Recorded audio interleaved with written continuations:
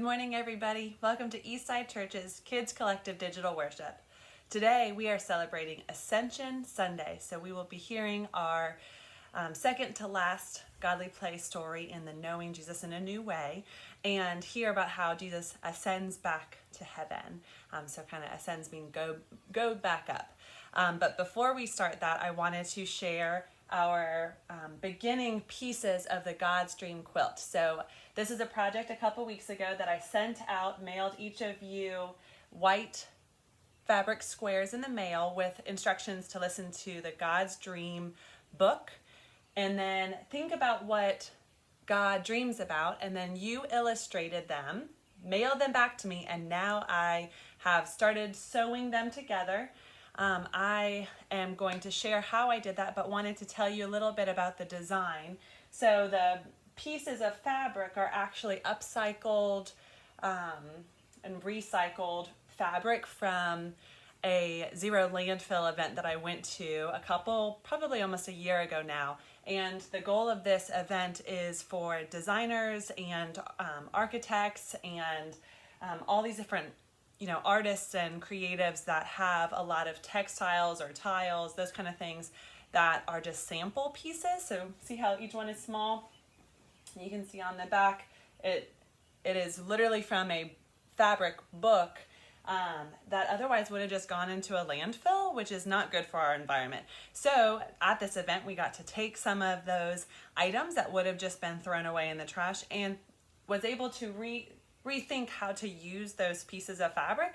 And I loved how they're all different textures and colors and shades, and will be a rainbow as the backdrop of our beautiful God's Dream illustrations by you all. And I also wanted to really show that this God's Dream is not for us to be perfect. So there's a lot of imperfections in the way that I've sewn.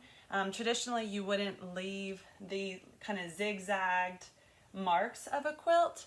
But in my understanding and my belief of what God's dream is, God doesn't desire us to be living perfectly right now. Like, we should be striving for that, but we can also embrace our imperfections and know that as long as we are doing our very best, that's what God's dream is. God's dream is that we work together and come together to make something beautiful, that we embrace that we're all humans and that we make mistakes, and that we might have ripples and we might not line up perfectly, but that God made us all in God's image and that's beautiful. So that's what this quilt is meaning to me, and meaning hopefully to all of you all as you watch this process of how I sewed it, and then we will listen to our story. So I'm glad you're joining us today.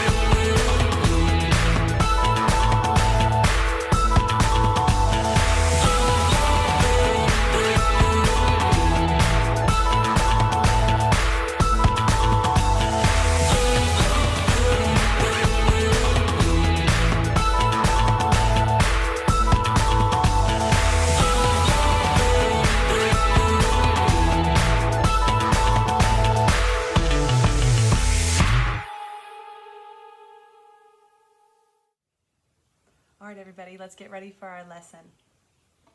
We are still in the season of Eastertide, so our liturgical color is white. On the first Sunday of knowing Jesus in a new way, we remember when Mary Magdalene came to the tomb to properly bury Jesus, but the tomb was empty. Mary was so worried. Peter and John went back, but Mary stayed. "Woman, why are you crying?" Through her tears, she saw two men dressed in white. "They have taken my Lord away," she said, "and I don't know where they have put him." At this, she turned around and saw Jesus standing there, but she did not realize that it was Jesus. He asked her, "Woman, why are you crying? Who is it that you are looking for?" Thinking he was the gardener, she said, "Sir, if you have carried him away, please tell me where you have put him, and I will go get him." Jesus said to her, "Mary." She turned toward him and cried out in Aramaic, "Rabboni," which means teacher. In our first story, Mary did not even realize that it was Jesus that was sitting with her. On the second day of knowing Jesus in a new way, we remember when Jesus' two friends went walking down the road to Emmaus. On their way, a stranger came and walked with them. The stranger heard the two friends talking about the tomb and the cross. There was just so much. "You are foolish and slow of heart. Listen," the stranger said. He opened the scriptures to them. "Do you remember how we were trapped in Egypt and Moses led us out through the water to freedom? Do you remember how we were trapped in our freedom in the desert and God gave Moses the 10 Commandments to guide us?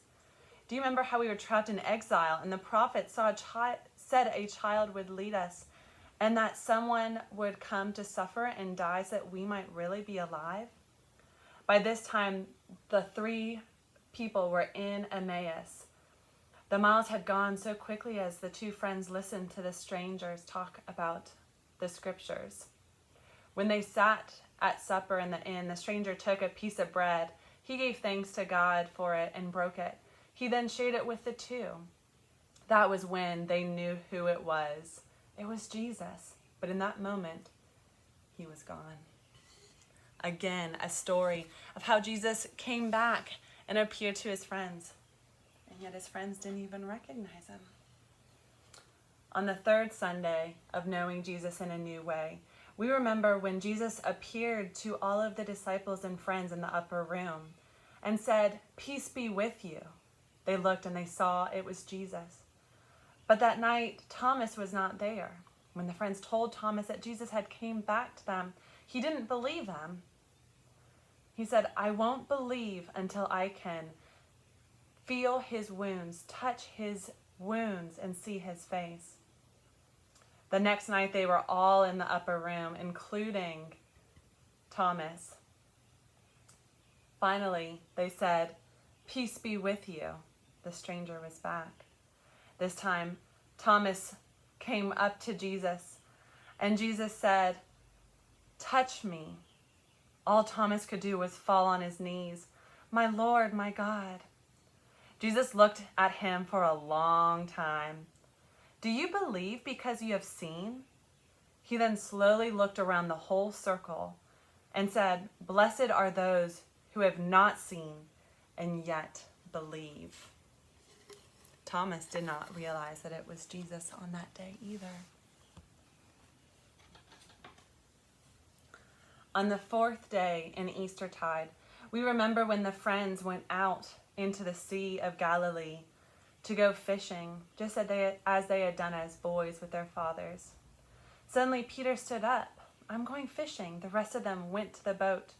Soon they pushed out into the lake. In the morning sky, it was pink and blue. They could make out the shoreline and someone standing by a fire. They could see the smoke and the red glow from the charcoal burning. "Have you caught anything?" the stranger said. "No," said the friends. "Throw your nets in on the other side." What could they lose? They pulled the empty nets up and they threw them out onto the other side. They could feel the fish moving as they held the ropes. John was not paying attention to the fish. He leaned over and watched the man moving on the shore. He said to Peter, "It is the Lord." They went back to the shore. They swam. Some of them even rowed the boat back. They wanted to get to Jesus as quickly as possible before he disappeared again. As they walked toward Jesus, he said, "Bring some fish. Have some breakfast." There were fish cooking on the fire. He gave them fish and bread. They talked as they ate. The fish and bread tasted like home. Then Jesus asked Peter, "Do you love me?" "Yes, of course." "Then feed my lambs." "Do you love me?" "Yes." "Tend my sheep." "Do you love me?" "Jesus, you already know I do." "Feed my sheep," said Jesus.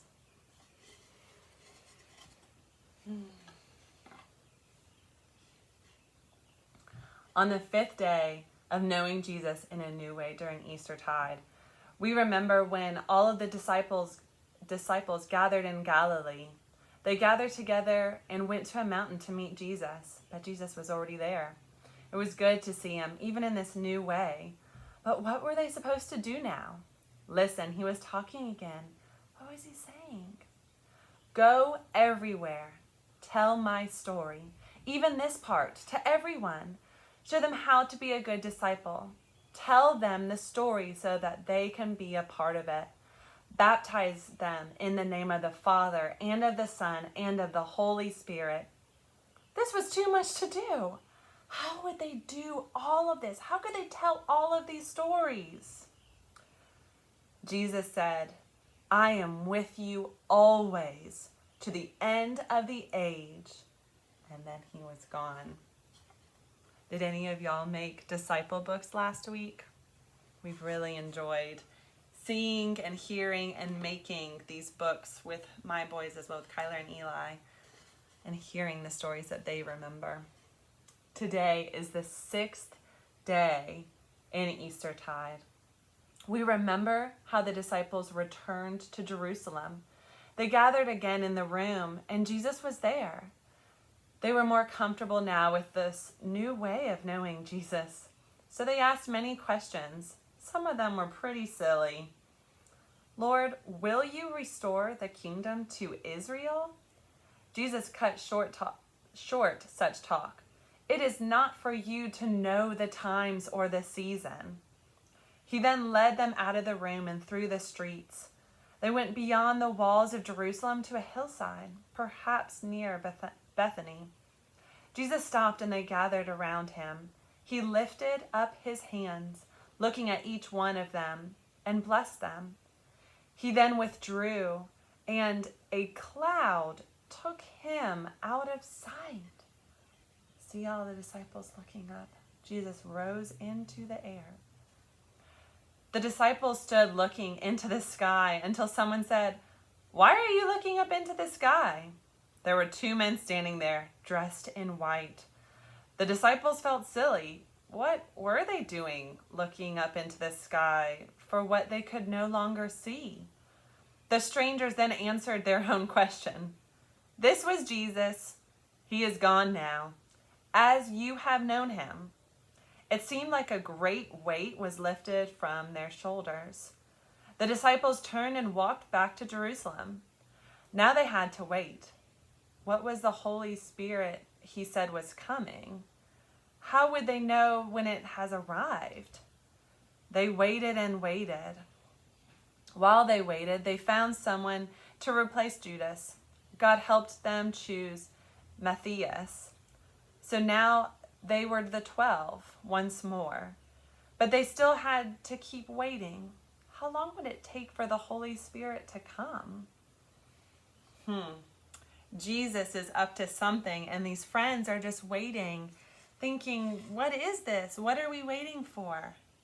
Next week, we will find out just what comes and how the Holy Spirit comes to be with the disciples and the friends and you and me and all of us today. We look forward to you joining next week.